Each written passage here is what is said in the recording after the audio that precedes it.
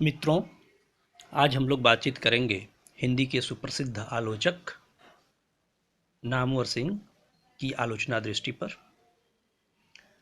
संक्षेप में देखने की कोशिश की जाएगी कि हमारे दौर के न सिर्फ हिंदी साहित्य बल्कि पूरे भारतीय साहित्य के महत्वपूर्ण व्याख्याकार नामवर सिंह किसी भी साहित्यिक विधा को किस प्रतिमान पर परखते हैं। बिल्कुल संक्षेप में, मुख्तसर में नामवर जी की आलोचना दृष्टि की चर्चा की जाएगी और उसे समझने का प्रयास होगा। देखिए, हिंदी में आलोचना को व्यवस्थित विधा का रूप और आकार देने का कार्य आचार्य रामचंद्र शुक्ल ने किया। आचार्य हजारी प्रसाद द्विवेदी, रामविलास शर्मा, विजय देव नारायण शाही, नामवर सिंह सरीखे लोगों ने इसे विस्तार दिया है। जिन कुछ लोगों का मैंने नाम लिया, ये सूची लंबी हो सकती है।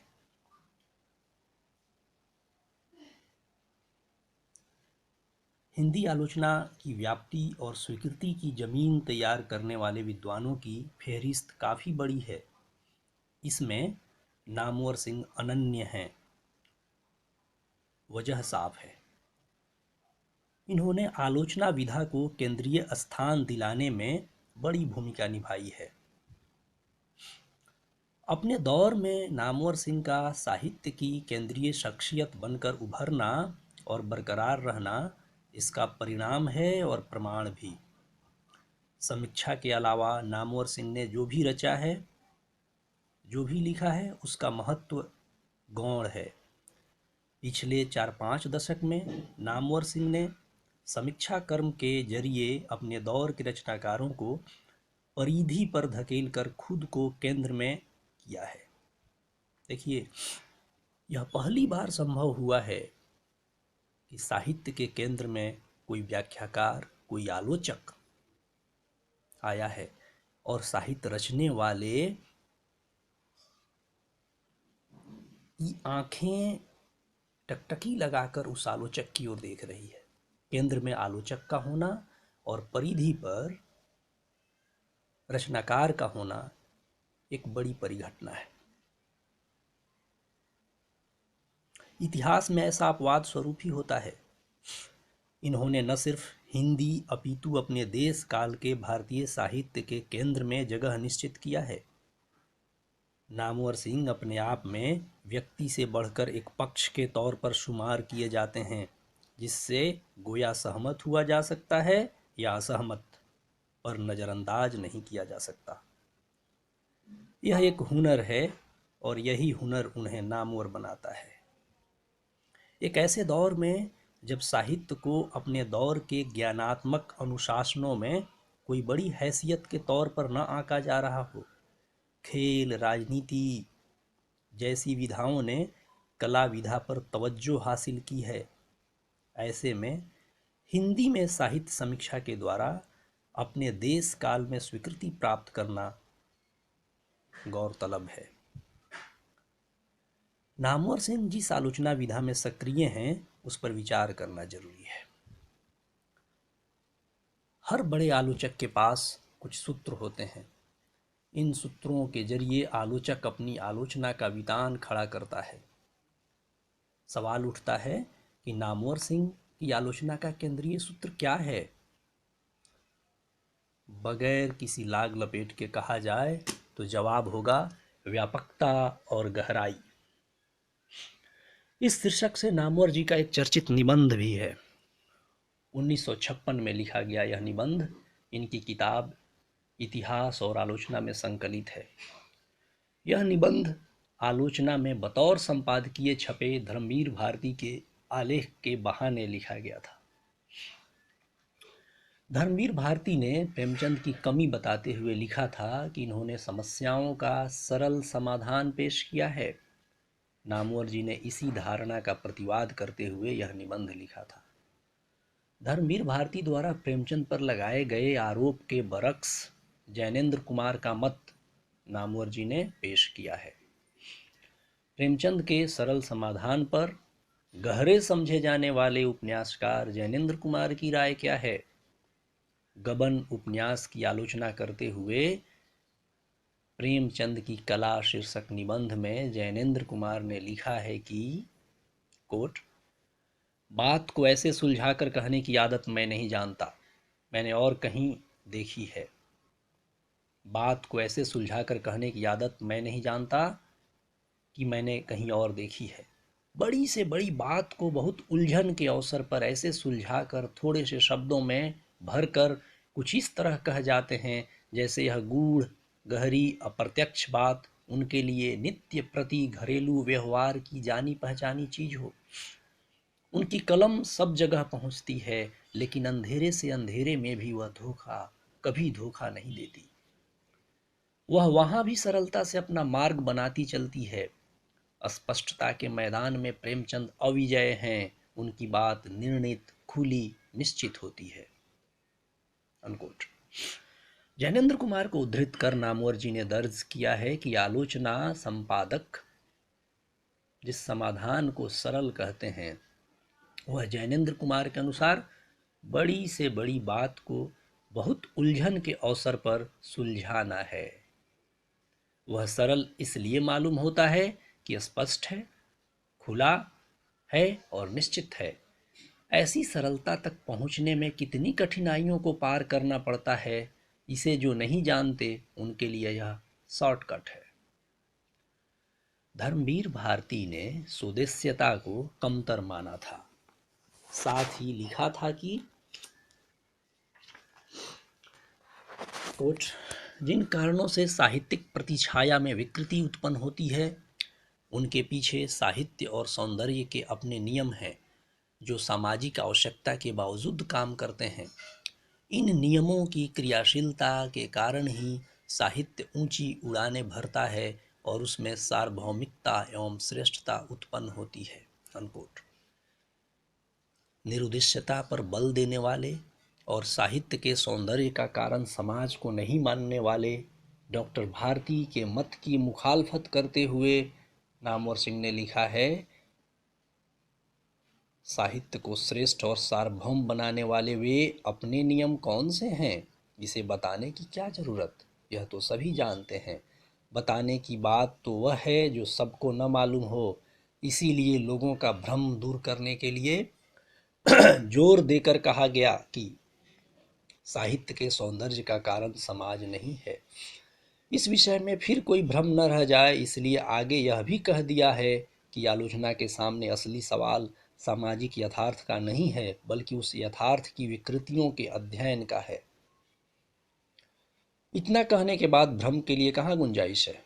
बेशक आलोचना यथार्थ की विकृतियों का ही अध्ययन प्रस्तुत कर रही है और ऐसे अध्ययन के लिए सामाजिक यथार्थ से जितना ही दूर रहा जाए उतना ही अच्छा है।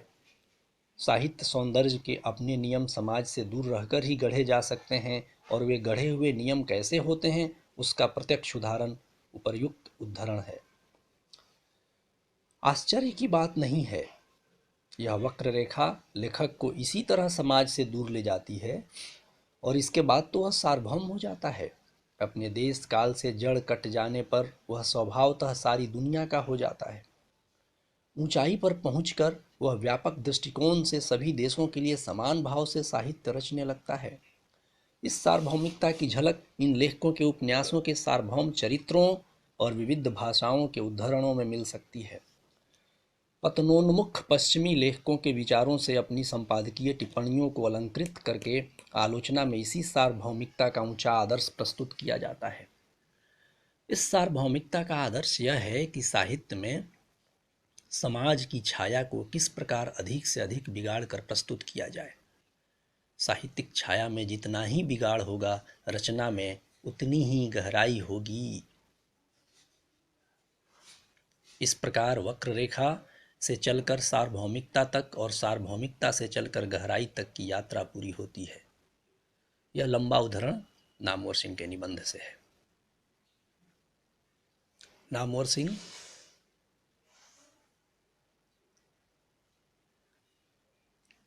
के जवाब देने के तरीका को समझने के लिए भी इस उद्धरण को देखना चाहिए। असल में साहित्य के उस दौर में आलोचना पत्रिका पर परिमल का आधिपत्य था। प्रगतिशील और परिमल की वैचारिक रस्साकशी के दिनों में नामवर सिंह ने स्पष्ट किया है कि गहराई सार्वभौमिकता का ही दूसरा आयाम है, जो आलोचना के संपादकों का तकिया कलाम बन गया है, कभी ऊंचाई की ओर तो कभी गहराई की ओर। दोनों आयामों के इस व्यायाम में यदि कोई चीज नहीं आने पाती है तो वह है सतह। शायद उभ चुभ करने वालों के लिए सतह वाले आयाम का अस्तित्व नहीं होता। विचारों की गहराई का नमूना है व्यक्ति स्वातंत्र्य का घोषणा पत्र, तो अनुभूतियों की गहराई के नमूने दर्जनों व्यक्तिवादी कविताएं और उपन्यास। इस प्रकार हम देखते हैं कि सतह के खिलाफ गहराई की आवाज उठाने वाले दरअसल समाज के खिलाफ व्यक्ति स्वातंत्र्य की ही बात करते हैं। यही उनकी गहराई है और सतह भी। और जिस तरह उनकी गहराई और सतह में कोई विरोध नहीं है, उसी तरह सभी लेखकों की गहराई और सतह में अविरोध है। डॉक्टर धर्मवीर भारती सरीखे लोगों की धारणाओं पर तंज करते हुए नामवर सिंह ने लिखा है कि जिन लोगों का दिल उनसे अलग जा पड़ा है और दिमाग के छिलके उतर गए हैं, उनके लिए एक दूसरे से जुड़ी हुई चीज़ें भी अलग अलग और विरोधी दिखाई पड़ती हैं। जहाँ उन्हें व्यापकता दिखाई पड़ती है वहाँ गहराई नहीं मिलती, और गहराई मिलती है तो व्यापकता नहीं मिलती। प्रेमचंद में व्यापकता है तो गहराई नहीं, जैनेन्द्र में गहराई है तो व्यापकता नहीं है। इसी तरह तुलसीदास में व्यापकता है तो गहराई गायब है, और सूरदास में गहराई है तो व्यापकता नदारद। व्यापकता और गहराई के विरोध में कुछ लोग तो अपने आप दोनों को महान कहकर जान छुड़ाते हैं, लेकिन जिन्होंने आलोचना के मूल्य मान मर्यादा का दायित्व लिया है, व्यापकता के ऊपर गहराई को तरजीह देते हैं। इस कसौटी पर सूर श्रेष्ठ हो जाते हैं तुलसी से, और शरत चंद्र श्रेष्ठ हो जाते हैं प्रेमचंद से, क्योंकि जैनेन्द्र या गे को खुलकर प्रेमचंद से श्रेष्ठ कहने का साहस अभी लोगों में नहीं आया है। इसीलिए नामवर जी के मुताबिक देखना यह है कि किसी लेखक में व्यापकता के होते हुए भी जब हम गहराई की कमी पाते हैं तो वस्तुतः वह गहराई की कमी व्यापकता की ही कमी तो नहीं है। इसी तरह कोई लेखक संकीर्ण होते हुए भी गहरा मालूम हो तो विचारने की जरूरत है कि कहीं उनकी उस गहराई में ही तो कमी नहीं है। आशय यह कि नामवर जी ने व्यापकता और गहराई को अलहदा अलहदा मानने समझने वाली धारणा पर सवाल खड़ा करते हुए दोनों को अन्योन्याश्रित मानने पर बल दिया। बकौल डॉक्टर नामवर सिंह, अनुभूति की गहराई की परीक्षा करते हुए हम अनिवार्य रूप से इस व्याप्ति में जा पड़ेंगे। किसी को गहराई तक प्रभावित करने का अर्थ है उसके संपूर्ण अस्तित्व, व्यक्तित्व और भाव सत्ता को प्रभावित करना, और बहुत देर तक प्रभावित किए रहना। लिहाजा अनुभूति की गहराई का निर्णय एक व्यक्ति और क्षण से नहीं किया जा सकता है। गहराई का निर्णय दिक् और काल सापेक्ष है। इस तरह अनुभूति की गहराई पर विचार करते समय हमें साधारणीकरण के प्रश्न का सामना करना पड़ेगा। तब सवाल उठेगा कि उस विशेष चरित्र तथा अनुभूति में अधिक से अधिक लोगों और युगों तक पहुंचने की क्षमता है या नहीं। अनुभूति की गहराई को इस तरह तीव्रता के साथ सामान्यता का निर्वाह करना होगा। अनुभूति की शक्ति केवल तीव्रता में नहीं बल्कि अस्थायित्व में होती है, और अस्थायित्व का आधार वस्तुतः व्यापक मानवीयता ही है। जब किसी अनुभूति को हम गहरी कहते हैं तो उसे मानवीय कहते हैं, और मानवीयता से व्यापकता खारिज नहीं है। मतलब यह है कि मानवीयता की व्यापक भूमि पर ही कोई अनुभूति गहरी हो सकती है।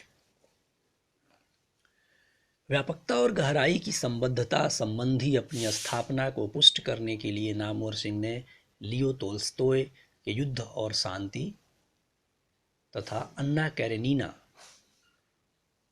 गेटे के फाउस्ट, इन 3 रचनाओं को विश्लेषित किया है। इसके जरिए बताया है कि किसी अनुभूति की गहराई व्यापक परिवेश पर निर्भर है। यही अनुभूति की गहराई और परिवेश की व्यापकता तथा इन दोनों के बीच का द्वंद्वात्मक संबंध नामवर जी की आलोचना का केंद्रीय सूत्र है। कहना न होगा कि नामवर जी की आलोचना को यही देन है। हिंदी आलोचना को नामवर जी ने व्यापकता और गहराई दिया है। इस सूत्र को उनके आरंभिक लेखन से लेकर हालिया प्रकाशित किताबों में भी देखा जा सकता है। यही सूत्र किसी भी रचना के मूल्यांकन के लिए नामवरी कसौटी भी है। बहुत शुक्रिया।